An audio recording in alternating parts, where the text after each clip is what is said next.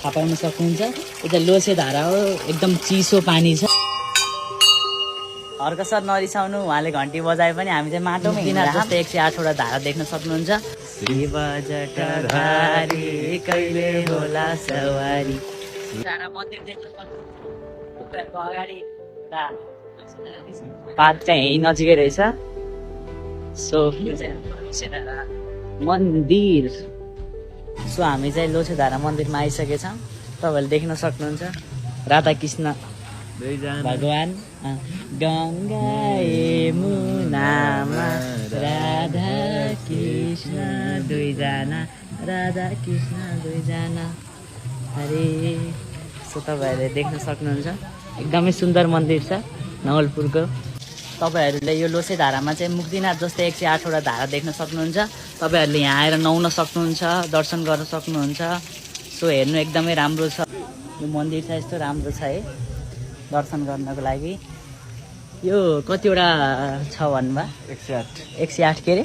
108 लिङ्ग भगवानको शिवलिङ्ग। हजुर शिवलिङ्ग है। यो चाहिँ 108 वटा शिवलिङ्ग छ हाम्रो शिवजीको। एउटा शिवजीको भजन गाइदिनु न त, अब भजन पनि सुनिदिउँ सानो होइन, किनकि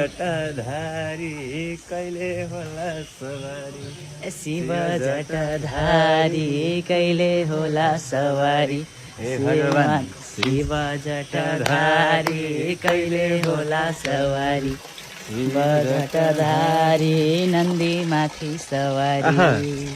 हाम्रो चाहिँ अब यहाँ एकदम हेर्ने जल पुरानो जल पनि यहाँनिर पुरानो टुवाडी यस्तो मिठो छ। यहाँ यस्तो चिसो छ कि यहाँ भएकै धाराले गर्दाखेरि, त्यही भएर यसको नामै लोछे धारा भएको हो।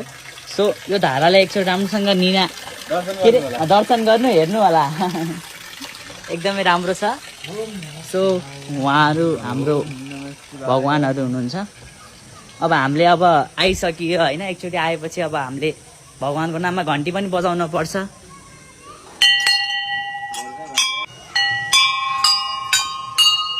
हर्क सर नरिसाउनु, उहाँले घन्टी बजाए पनि हामी चाहिँ माटोमै हिँडिरह।